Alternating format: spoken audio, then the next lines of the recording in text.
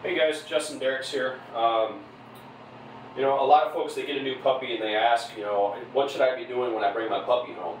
And the answer to that is, one, socialization, all right? So we need to be taking our puppies out anywhere that we can really get them.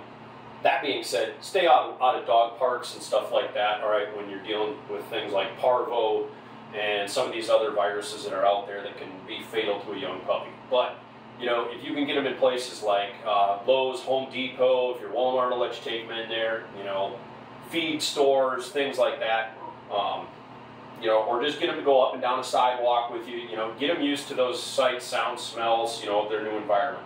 So who we have here, this is Honey. Honey comes to us from Tom and Lisa Neal with Harness Creek Retrievers out of Union City, Tennessee. And so what I want to show you guys is some other little training tips, if you want to call it training, that we can do with Honey is a barely, almost 9-week-old puppy. She'll be 9 weeks old on Thursday. So what I'm going to show you here is just a little bit of this is the introduction, what we call informal obedience, okay? So what I'm going to show you here is, if you can see it in my hand, I've got little training treats here, okay? And then I've got a clicker. So what we do for these young puppies when we get them, Honey, is what we'll do is we're going to call loading the clicker, okay? So what I'm going to do is I'm going to get a clicker, and I'm going to click, and then I'm going to treat her so she starts associating that sound with her reward, okay? So she's already done this. She's been working on this for about a week since I've had her, okay? But what we're working on now is sit. But one thing I want to preface this with, what you're going to see is you're not going to see me say a word.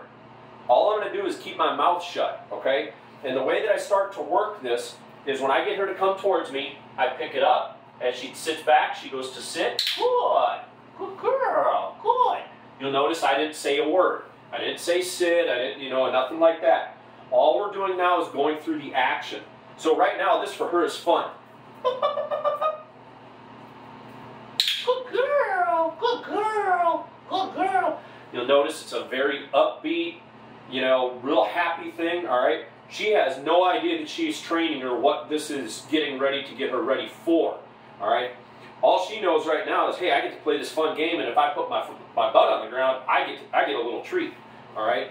And now, as you saw in my pocket, all I had was, I had 10 little pieces of treat, and I gave her 2 of them when I showed you the example for charging the clicker.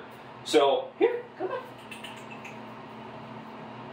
Oh, good girl, good girl. All right, and then you'll notice I'll just kind of move around a little bit. Oh, good girl, good girl. I'm not forcing anything. We're just keeping it light, keeping it fun. Here we go. Oh, good girl, good girl.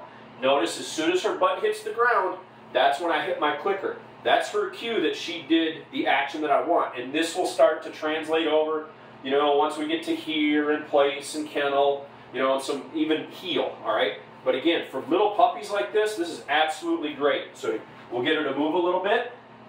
We'll get her to follow me. Oh, good girl, good girl. But again, you'll notice that nice, happy, upbeat, what I call my little 13-year-old cheerleader, schoolgirl voice. I'm getting real happy and real excited because I want her to know that that's exactly what I want. Oh, good girl, yes ma'am, good girl, good girl. All right, so she comes forward. Good girl, good girl. That's a training session for an 8-week-old puppy. That's it. That's all we're gonna do, all right? So we might do that 2-3 times a day, but again, that was all of maybe 2 minutes, and that took even longer just because I was talking to you here on the video, but when we actually do this whole training session takes less than 2 minutes. Again, they're very short attention span. You'll see she's wanting more, so we want to leave them excited, leave them coming back for more. What is it, baby? Huh? What is it? Oh, good girl, good girl, good girl.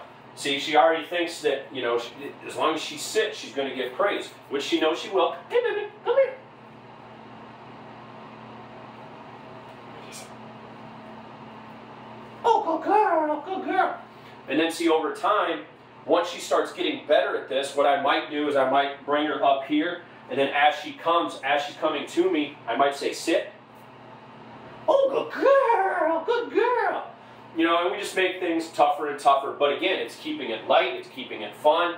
You know, if she messes up, I'm not going to tell her no or anything like that. I'm just going to ignore that behavior, and we're going to go and we're going to try it again. And she'll eventually figure out what you want her to do. And this progresses into bigger things. Now, once I get into formal obedience, yes, treats and all that other stuff goes away. But as for puppies, this is one way that I absolutely love training little puppies.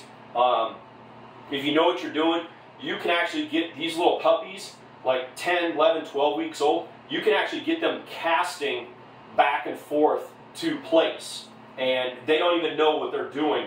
But then when you actually get into 3- and 5-handed casting after force fetch and, you know, force pile and stuff like that, they're already going to have a base because they're going to be like, oh, I've already been here before. So we get them used to seeing, you know, hand movements and stuff like that. But again, just real simple, you know, keeping it easy, keeping it short. But this is something that you might want to do when it comes to training your brand new puppy when you get them home.